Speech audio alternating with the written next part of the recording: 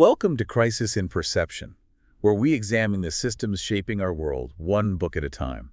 Today we are undertaking a rigorous, systems-level deep dive into how power functions in societies that call themselves democratic. Our source is the essential collection of interviews, Propaganda and the Public Mind, featuring the analysis of Noam Chomsky, guided by David Barsamian. Our core mission here is to really dissect the operational logic of power. We're asking a pretty fundamental question.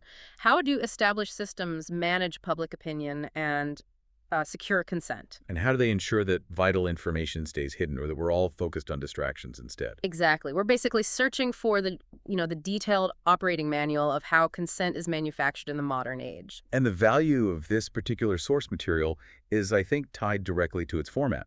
These aren't dense, formal essays. They're spontaneous, they're relaxed, and they're remarkably detailed conversations. That conversational structure is key.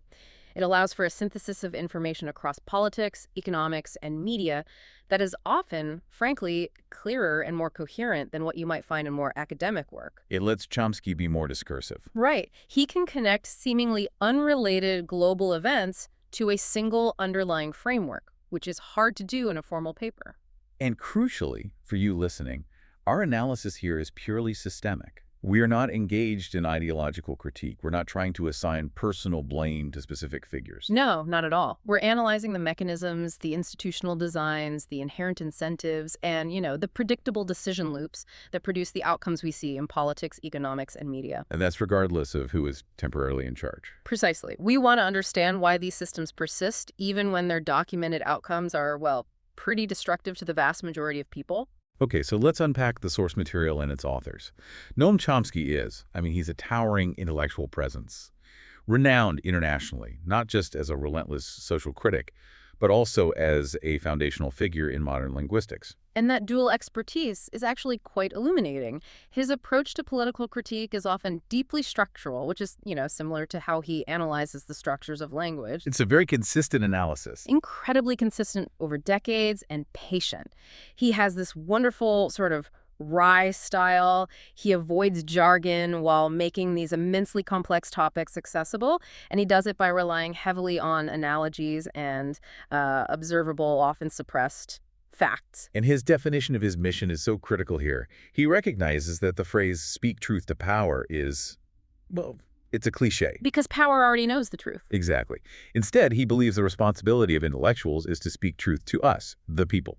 Because we, the public, bear the ultimate responsibility for intellectual vigilance and for exposing the lies and omissions that allow these systems to function. It's a profound call to informed democratic engagement. It puts the onus on us.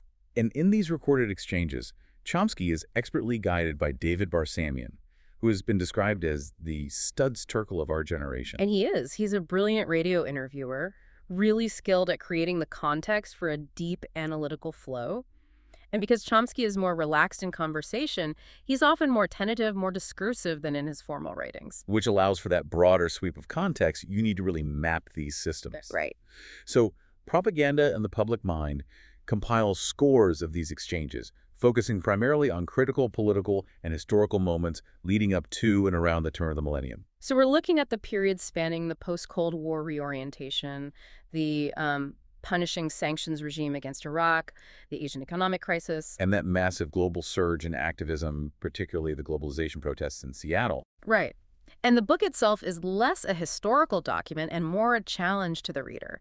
It forces you to think independently about the profound human consequences of power, of privilege, of illusion, and crucially, of public inaction. It synthesizes all these seemingly unconnected events into one coherent system model. It does. So if we look at everything discussed, from domestic policies like Social Security to foreign interventions and global trade agreements, there has to be one central unifying logic. What is the core mechanism tying all these disparate operations together? Lay it out for us in plain language. The central focus that unifies this analysis is the profound importance of what Chomsky refers to as technocratic insulation. Technocratic insulation. It's the intentional creation of barriers, whether they are institutional, informational, or just based on procedural complexity, specifically designed to keep the public. The rabble, as elites would say. Exactly, the rabble, to keep them and even formal democratic bodies like Congress from scrutinizing or interfering with policy. So the complexity itself is a feature, not a bug. Precisely. Policy is designed and executed by the authentic centers of power, the executive branch, corporate leaders, lobbyists, and their associated think tanks. Insulation ensures that these policies can remain deliberately in the dark to survive. I think the influential political scientist Samuel Huntington once said something about that. He did. He observed that the moment sunlight hits them, they might evaporate. That concept is chillingly effective. If a policy is too complex or negotiated too secretly, the public doesn't even know enough to form a credible opposition until it's too late. And the Multilateral Agreement on Investment, the MAI, which we'll get into, is a perfect textbook example of this. If the public had known the true scope of corporate power being enshrined in that treaty, It would have been dead on arrival. immediately, strong opposition would have killed it. So these barriers are maintained through, opaque language, obscure committees, non-disclosure agreements, and simply operating beyond the scope of general public or media attention. Understanding this drive toward insulation leads us directly into the core mechanisms that sustain the system. And the first core insight here is that public passivity. It isn't a natural state. It's a carefully and deliberately manufactured product. Absolutely. The intellectual framework for this dates back nearly a century to figures like Walter Lippmann. He argued explicitly that the public should be reduced to spectators, not active participants. So the idea is that the public is just too ignorant, too emotional, too preoccupied to govern. According to this view, yes. Policy, especially international affairs or high-level economic planning, is meant only for what Lippmann termed responsible men. So the vast majority of us are simply meant to fit into a predefined mold. Be obedient producers during the workday, passive consumers during our off hours, and above all. Be predictable and not cause any trouble. Right. This represents a deliberate, systemic lowering of political aspirations for the general population. And this is enforced through continuous conditioning. Chomsky points out that the goal of the entire public relations and advertising industries is not just to sell you products, it's to keep people isolated and atomized. And the logic there is profoundly anti-democratic. It is. If people are together, if they're organized, whether in unions, activist groups, or even just regular neighborhood gatherings, they start having thoughts. Thoughts that lead to collective learning, the interchange of ideas, and, inevitably, questions that might challenge the distribution of wealth and power. Exactly. When people organize, they discover that their common problems are not personal failures, but they're systemic features. The system has to prevent that collective recognition from happening. And advertising does this by focusing on individual success and private consumption. It's a deliberate strategy to fragment any potential for collective action. And the most effective tool to prevent these collective thoughts is through large-scale coordinated distraction. Focusing elite attention and media resources on, say, political soap operas or manufactured non-structural crises. The sources cite the extensive coverage of the Clinton impeachment farce as the quintessential example. It became this overwhelming elite obsession. It consumed enormous amounts of media time, intellectual energy, and political focus for years. And what was the functional result of this mass preoccupation? Well, while the public was entirely engrossed in the salacious details of the political drama, the authentic centers of power were free to pursue structural policies completely unchallenged. Policies that genuinely impacted the public. Things like the quiet dismantling of Social Security, or at least the preparations for its privatization, critical healthcare reform decisions, global trade negotiations. Diversion, in this sense, becomes a critical tool of governance. It allows the serious business of power to proceed behind a smokescreen of trivial outrage. That focus on distraction and atomization brings us to the core question of accountability. Who exactly is the system designed to serve? The sources offer a profound insight here through a very frank, albeit suppressed, admission from the political leadership. Let's go back to the case of the Multilateral Agreement on Investment, the MAI. During the secret negotiations, the White House issued this rare public assurance of their democratic commitment. They said they were consulting all domestic constituencies that had a vital stake in the issue. Okay, so if you follow the chain of logic, a rational person has to then ask, who were these actual constituencies? Well, it was plainly not Congress. Many representatives weren't even informed of the negotiation details. They were scrambling for information. And it certainly wasn't the public. No, the public, as we discussed, is viewed as a negative constituency, a force to be kept off our back. So the only domestic entity that was consulted, intimately involved, and continuously informed throughout the whole process was the corporate sector. Specifically, groups like the U.S. Council for International Business. Exactly. So by naming the consulting parties, the White House was telling the public, in a moment of exceptional frankness, that their actual domestic constituency is the corporate sector, and that formal democratic structures like Congress and the public are, secondary or exclusionary concerns. It's an incredible moment of clarity. It's so vulgar Yeah. that, of course, the media had to suppress it. Right. It couldn't become widely known. It's the perfect illustration of that Huntington thesis, that power must remain in the dark. Because if you expose it to sunlight, the MAI negotiations would evaporate. The secrecy was essential because the elites knew the public would be strongly, even overwhelmingly, opposed to the terms. And this concept of a defined constituency extends even to the triumphant language you hear in economic reporting. The media routinely discusses America's prosperity and confidence, often referring to a so-called fairy tale boom during the 1990s. But who exactly does the term Americans refer to in that celebratory narrative? The analysis reveals that the term, in that context, refers very narrowly to the top 10 to 25% of the population. So those who are heavily invested in the stock market. The elites who meet in elegant restaurants and corporate boardrooms, the professional class whose income rose significantly, they are the group experiencing prosperity and confidence. Which means the roughly two-thirds of the population whose wages have either stagnated or declined over that same period, the ones working longer hours, relying on multiple jobs, maybe even visiting food banks, despite the boom. They simply do not count as Americans in the economic narrative being broadcast. They're effectively the 75% who don't matter to the success story. And the most insidious part is that this message of exclusion and diminished aspiration is often internalized. Yes. People feel they are barely getting by, but they conclude, well, it could be a lot worse, so we'll live with this. They accept their precarious survival as a form of success, precisely because they have been excluded from the official definition of who matters. So if the system serves this state-corporate nexus, we have to confront the prevailing ideology, this myth of the ruggedly individualist free market economy that's constantly championed in political and media circles. And the reality, as uncovered by these sources, is quite different.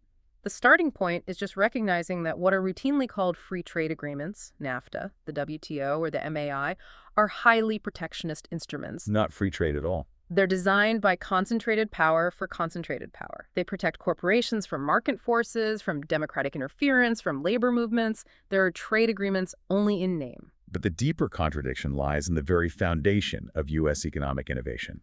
We're constantly told that innovation springs from market competition and individual entrepreneurs. Which the sources show is historically inaccurate. Yeah. The U.S. economy, despite its individualist rhetoric, relies profoundly on massive public funding for core technological innovation. Even figures like Alan Greenspan, when praising the miracle of market capitalism, would often cite things like computers, satellites, and the internet as examples of success. And every one of those is a textbook case of public sector development. Absolutely. Take the internet. It was developed by the Pentagon over a span of 30 years. The underlying ideas, the initiatives, the hardware, the creativity, all at public expense. With zero consumer choice in its fundamental development. None. And it was only after the immense risk and cost of development had been absorbed by the taxpayer that the technology was handed over to private enterprise for commercialization. That pattern, the state bearing the immense risk and cost, seems to be a constant feature of this system. It is the fundamental principle: socializing risk, privatizing profit. The Pentagon and other state agencies, like the National Institutes of Health or NASA, play a key domestic function. They use taxpayer money to fund R&D, creating the high-risk, long-term foundational technologies that private capital is unwilling to invest in. And once it's viable, the costs and risks are transferred to the public, and the eventual profit is collected by private industry. This is the structural nature of capitalism as it's actually practiced by the state corporate nexus. the sources even go so far as to call the Reagan administration, a self-proclaimed champion of the free market, the most anti-market administration in modern history. Why such a harsh label? Because despite all the rhetoric, that administration essentially doubled the barriers to imports and poured vast amounts of public funds into saving industries like steel and semiconductors that couldn't compete with superior Japanese products at the time. So the government stepped in to ensure private capital survived market failures. Exactly. The distinction between public rhetoric and policy reality is stark. The whole narrative of rugged individualism versus the failure of state intervention in places like East Asia is often, a tissue of fabrications designed to serve the prevailing ideology. Okay, we often hear critics, particularly from abroad, point to the double standard in U.S. foreign policy, for instance. Why support Israel when it continually violates UN resolutions, yet condemn other states vehemently for similar breaches? The analytical framework that Chomsky provides suggests that framing this as a double standard is actually missing the underlying consistency. U.S. policy, in fact, operates on a single standard. A single standard formulated strictly in the perceived interests of the state-corporate nexus. And that single standard prioritizes the maximization of power, strategic interests, and profit above all else, above international law, above morality, and above human welfare. So it's not a double standard, it's just one standard consistently applied. That's right. If an action, regardless of its legality, aligns with U.S. power maximization, it's supported. If it doesn't, it's condemned. And this requires a profound and consistent rejection of international constraints, whether those constraints are a UN Charter or the World Court. Let's look at the historical precedent with the World Court. In 1986, the court issued a definitive ruling that the U.S. was carrying out the unlawful use of force against Nicaragua through its proxy Contra war. And the reaction demonstrates the single standard perfectly.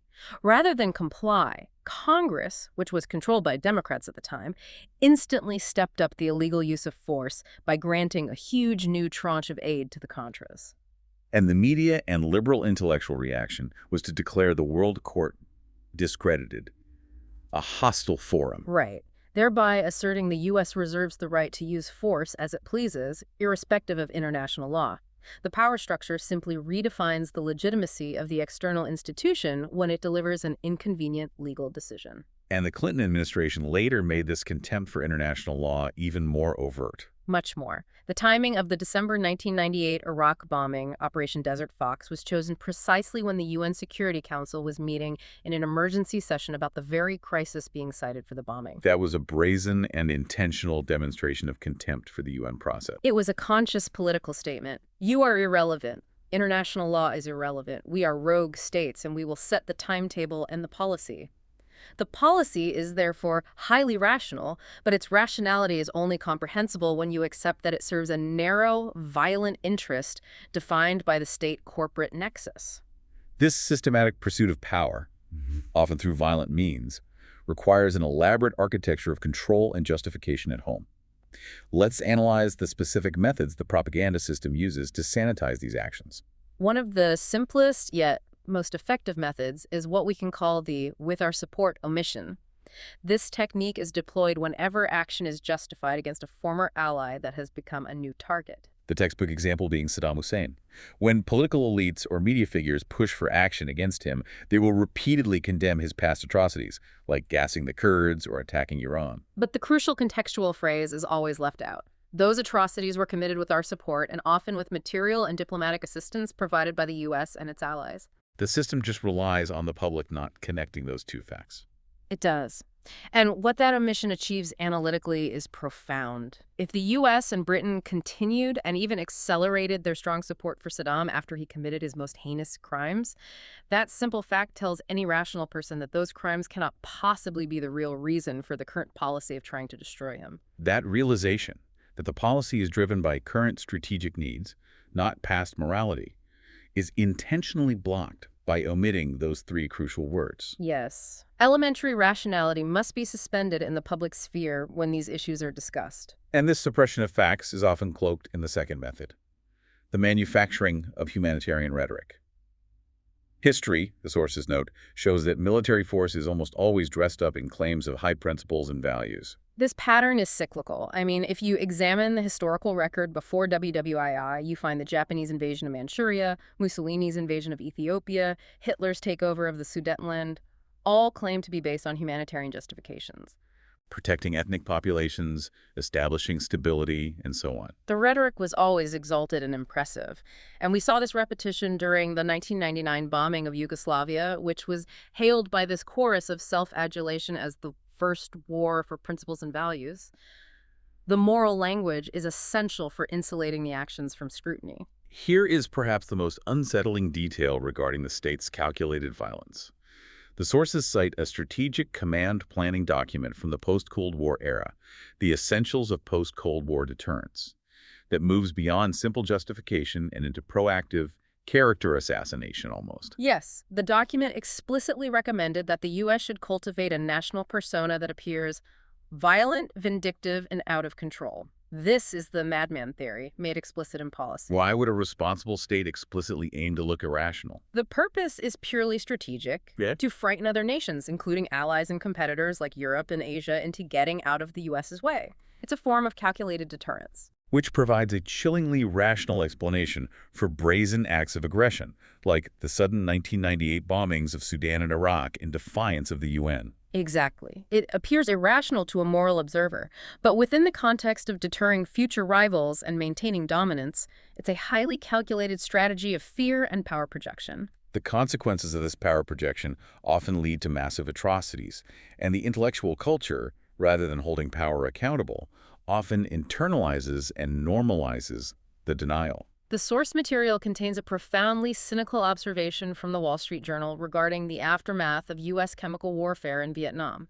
It noted that the United States, emotionally spent after losing the war, paid no heed to the discovery that 500,000 children may have been born with dioxin-related deformities in South Vietnam. This non-reaction, this moral vacuum, is the actual crime. It is. And the intellectual response goes even further than simple omission or denial. It views these horrific consequences as a sort of scientific opportunity.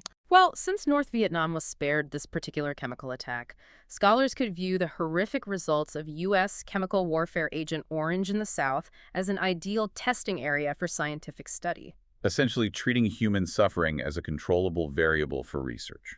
Yes. This perspective entirely dismisses the idea of issuing an apology, offering aid, or providing reparations for the victims.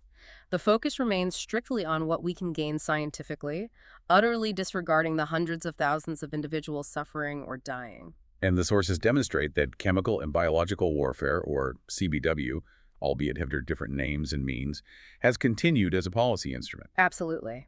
The sanctions regime against Iraq after the Gulf War provides a stark example. The sanctions deliberately targeted the infrastructure necessary for civilian life-destroying water purification, sewage, and electricity systems. By eliminating access to clean water and sanitation. The sanctions acted as an actual use of weapons of mass destruction, a form of biological warfare leading to the deaths of hundreds of thousands of civilians, particularly children. And the tragic irony is that this policy, aimed at weakening Saddam Hussein, actually strengthened him. It did. The population became more dependent on his regime simply to survive the imposed crisis. It was a self-defeating and profoundly cruel policy. And we see a similar application of chemical agents in the U.S.-led drug war in Colombia, involving the use of powerful herbicides and even biologically engineered fungi against coca crops. This is categorized in the sources as a CBW field experiment. Yes, directed at what the powerful likely consider worthless people, Colombian peasants. They used these weapons, in some cases, against the explicit warnings of the manufacturer, Dow, which warned the herbicide was too dangerous for those specific conditions. And it's crucial to remember the context of these peasants. You have to. They were often forced into coca production after U.S. policies like subsidized food for peace products and blocking attempts to stabilize coffee prices destroyed their legitimate crops and livelihoods 30 or 40 years earlier. The U.S. first ruins their legitimate agriculture, then wages CDW against the desperate substitute crops they are forced to produce. This systematic violence abroad, driven by the single standard of maximizing power and profit, is mirrored domestically by a systematic dismantling of social solidarity, particularly through campaigns aimed at privatizing core public goods, like education, Social Security, and Medicare. And these campaigns are not random. They follow a predictable, rational sequence that we can call the privatization toolkit. The process has 4 discernible steps designed to erode public support for collective institutions. Okay, what is step 1? Step 1, create a crisis. Or, more often, hype a false one. The sources use the example of the Social Security crisis, which relies on these alarmist, misleading demographic projections that focus solely on dependency ratios. And what do those projections intentionally ignore? The fact that the economy already dealt with those people when they were children. If the economy was able to care for them when they were 6 years old, it is certainly wealthy enough to care for them when they retire, especially considering the vast increase in national wealth and productivity today. So the crisis is ideological, not demographic. Exactly. Then, once public fear is established by the crisis framing, step 2 kicks in. Which is? Step 2, deliberately underfund the public system to make it rotten.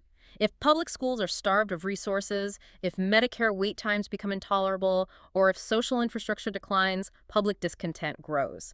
The public is then easily convinced that the system is inherently dysfunctional.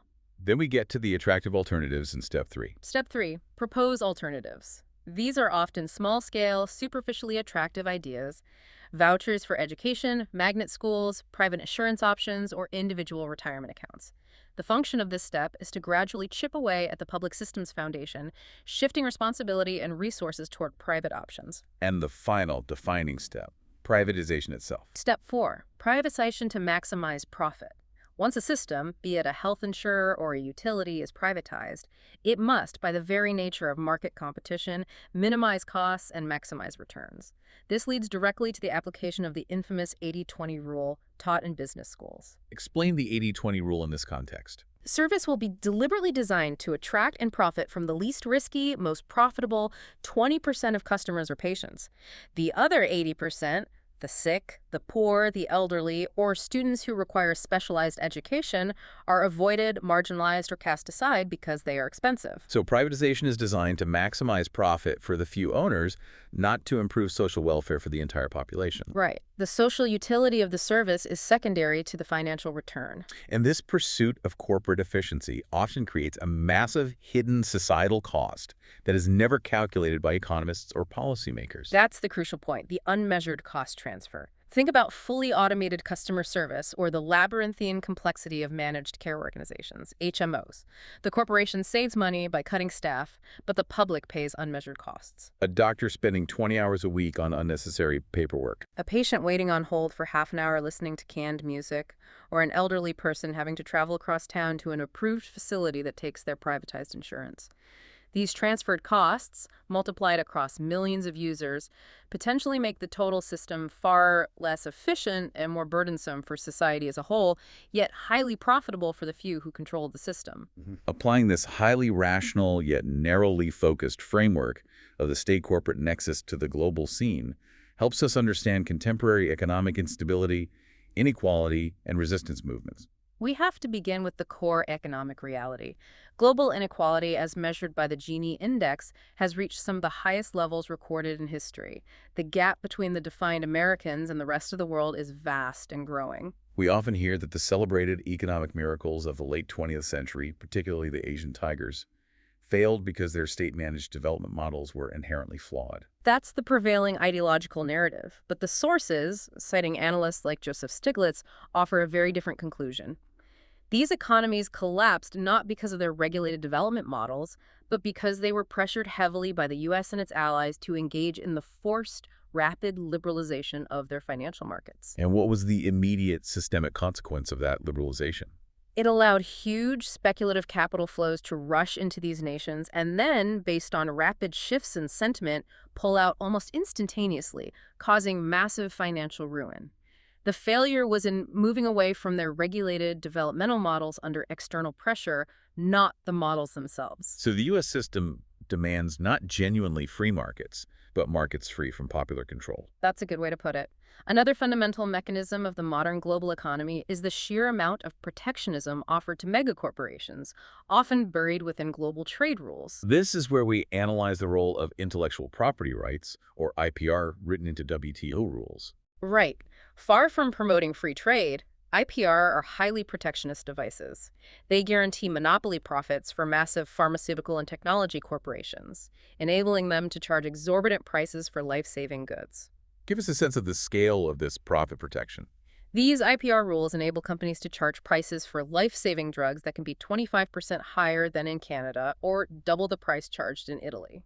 The human cost of this structural decision is catastrophic. And what is the actual documented consequence in poor nations? In the Global South, particularly concerning widespread treatable diseases like AIDS and malaria, this system actively keeps affordable generic drugs off the market, contributing to millions of preventable deaths. While politicians often debate non-structural issues like behavior change in Africa.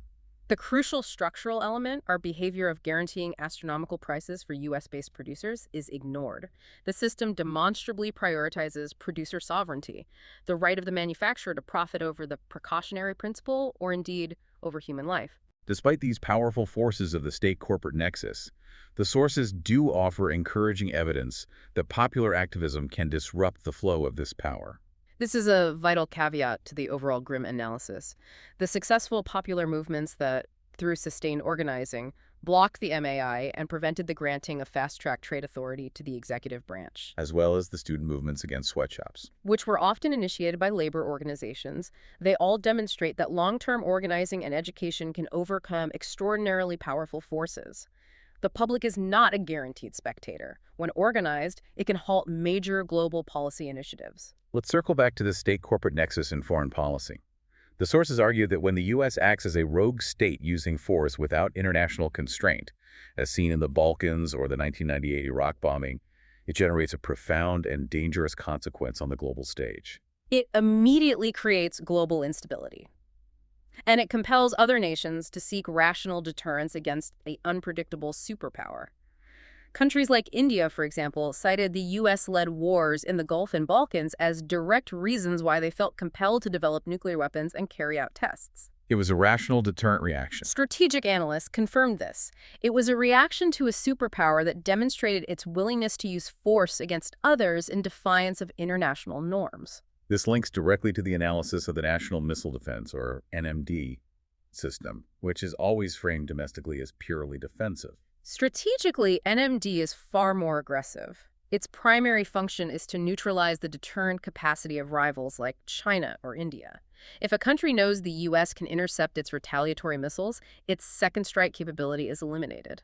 And if their second strike capacity is eliminated, how do rivals respond? They're compelled to move immediately to higher levels of destructive capacity, producing more warheads, deploying them in undetectable submarines, or developing more sophisticated delivery mechanisms to overcome the NMD shield. This escalation increases the danger of nuclear war for everyone. Yes, because NMD is understood by these rivals not as a shield, but as a critical enabling component of a potential first strike weapon that eliminates their security. Finally, we have to examine the cynical coordination of policy regarding ethnic cleansing in the late 1990s. The U.S. relationship with Turkey and the Kurdish population is cited as a profoundly disturbing example of the single standard operating perfectly. It's deeply revealing. The U.S. praised Turkey, a NATO member, for its contribution to preventing ethnic cleansing in Kosovo using high humanitarian rhetoric. At that exact same moment, the Turkish army was using U.S.-supplied jets and arms to conduct a massive internal ethnic cleansing operation against its own Kurdish population. Destroying 3,500 villages, displacing millions of people. Exactly. So the U.S. was simultaneously supporting ethnic cleansing inside NATO territory while condemning it outside. That is the consistency of the single standard in action. The policy is not driven by the morality of ethnic cleansing itself, but by the strategic utility of the partner state. Turkey's actions served regional interests. Therefore, its internal atrocities were ignored and materially supported. This brings us to the final, most insidious element of control, the internalization of the system's legitimacy. As the sources note, the most potent weapon of the oppressor is the mind of the oppressed. A fascinating illustration is the historical shift regarding wage labor. We accept wage labor today as a normal state of affairs, but that acceptance is described as an achievement of the oppressors. How so? In the mid-19th century, northern workers considered wage labor wage slavery, a condition intolerable for a truly free person who should not be compelled to take orders from others. The sources even cite the slogan of the early Republican Party, "We are against chattel slavery and wage slavery." So accepting wage labor today, without that intense historical opposition, is an example of having internalized oppression. It's making what was once intolerable seem normal or even desirable. Similarly, the system actively trains people in behavior that is fundamentally antisocial. Yes, look at the intense competitive frameworks promoted in modern schooling and culture, embodied by the Lombardi ethos. Winning isn't the only thing, it's everything. This mindset is pervasive. and that competitive framework fundamentally undermines the qualities necessary for a functional, decent existence. Exactly. Any decent existence relies on sympathy, solidarity, and mutual support, not cutthroat competition. But competitive frameworks train you to believe that your personal success must come at the expense of another's failure. This is not an intrinsic feature of human nature.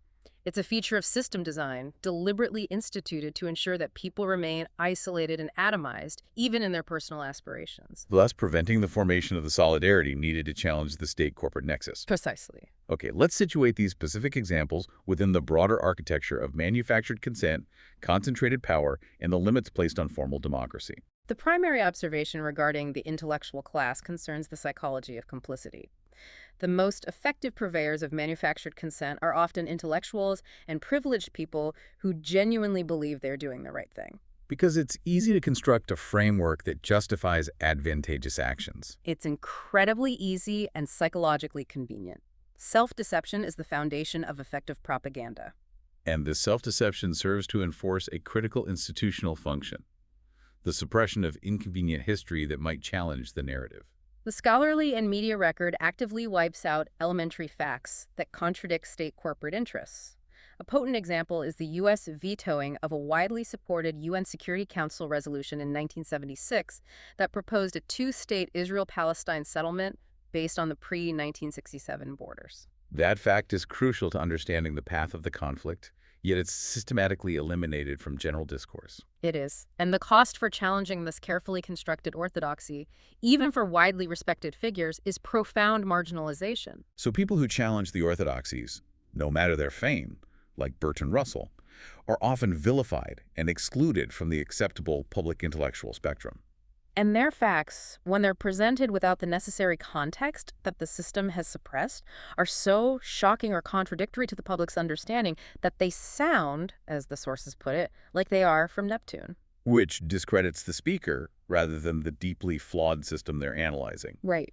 This concentrated power also requires the systemic destruction or taming of any institutional constraints that escape U.S. control or seek to democratize information access. Organizations that attempt to challenge the Western monopoly over information systems are attacked. A crucial example is UNESCO, which was practically destroyed after it made attempts to democratize information access globally.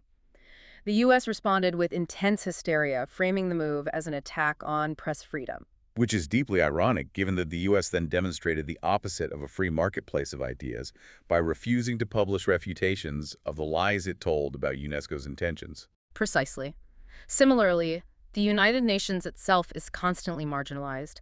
It's denied dues, and it's used only selectively, either for cover when international consensus is needed or when it's reliably following U.S. orders. It cannot be allowed to act as an independent check on power. We also have to acknowledge that the power structure is designed to persist, often through inertia and self-interest, even when outcomes are demonstrably harmful or unjust, like the death of children from sanctions or the devastation of Laos by massive amounts of unexploded ordnance. For genuine systemic change to occur, the privileged elites, the editors, the policy writers, the intellectuals, must accept moral and legal responsibility for the crimes and consequences of their own state. This is a step they readily condemn others for failing to take, like the Japanese regarding WWII atrocities. But which they consistently refuse to take themselves. Right. This deliberate moral failure ensures the stability of the system. Finally, the sources explore how formal democratic processes are hollowed out to serve concentrated power, often by adopting models of control used by explicitly repressive regimes. The detailed analysis of the Israeli-Palestinian peace process through the Oslo and Wye Accords, backed entirely by the U.S., reveals it follows the template of the South African apartheid model of Bantustans. For listeners who may not immediately recall, what exactly was the function of the Bantustan model in South Africa? Bantustans were nominally independent or self-governing territories designated for Black Africans under apartheid. Their key function was to maintain overall white control, enforce population displacement, and provide a formal, sanitized structure for domination. So the Palestinian Accords functioned similarly. Yes, partial withdrawal to non-1967 borders, maintaining strategic control over land and water, and employing repression carried out by a brutal Palestinian security force operating under CIA supervision. So the key function of formal recognition, giving a territory a title like state, or Likud's dismissive suggestion to call it fried chicken, is simply to maintain control under a formalistic, sanitized title while domination persists. The substance of democracy is replaced by the formality of statehood. And tying this back to the domestic front, a core strategy for limiting democratic intervention is framing major social and economic problems, like Social Security funding or the effects of neoliberal reform, as unavoidable forces of nature. Right. This suggests that if a problem is a product of immutable natural law or demographics, not an ideological choice, then the public cannot vote to change it. Intervention is pointless. But the sources emphasize that these are, in fact, specific ideological choices instituted by concentrated power. And by framing them as inevitable, the possibility of democratic action is nullified, further cementing the rule of the state-corporate nexus and ensuring public passivity. This extensive deep dive into propaganda and the public mind has offered us a rigorously analytical look at the internal operational logic of power structures. We often encounter consequences of policy that appear inconsistent or irrational, leading us to mistake them for individual moral failures or political incompetence. And what the book compels us to see differently is that U.S. policy, across both foreign and domestic spheres, is profoundly rational and consistent. But its consistency is derived from its adherence to a single standard, maximizing the narrow interests of concentrated power and profit, not adherence to law, morality, or human welfare. That clarity of perspective matters immensely. By rigorously connecting seemingly disparate issues, the secretive negotiation of the MAI, the attempt to dismantle Social Security, the bombing of Sudan, and the systematic support for ethnic cleansing in Turkey, the book helps us reject the compartmentalization that power tries to impose. You start to recognize the profound coherence of the state-corporate nexus driving all these outcomes. And by identifying this structural logic, we begin the process of breaking the mind's role as the greatest weapon of the oppressor, which is the internalization of the system's legitimacy and the acceptance of its narratives as natural or inevitable. Exactly. But this analytical framework also raises a critical, logistical question that the sources leave unresolved. If the most effective action, the type of long-term organizing that defeated the MAI and Fast Track, is local, organized, and focused on issues of social solidarity, like the fight for public education and healthcare, then how can the vast majority of the population, those working long hours, lacking the privilege of time, specialized training, and resources, overcome their enforced isolation and economic exhaustion to achieve that necessary collective power? The central, ongoing challenge remains. How do we break the mold of obedience and passive consumption when the economic system is specifically designed to keep us atomized, exhausted, and psychologically convinced that our precarious survival is, in fact, a great success? That is the battleground for the public mind. This deep dive was based on the insightful interviews of Noam Chomsky with David Barsamian, compiled in Propaganda and the Public Mind. We encourage you to read the book yourself, support the authors if you found these ideas valuable, or check your local library for free access. For a shorter visual overview of this topic, see the mini explainer link in the description. If you enjoy this kind of systems-level analysis, please like, subscribe, and comment with books or topics you'd like us to explore next.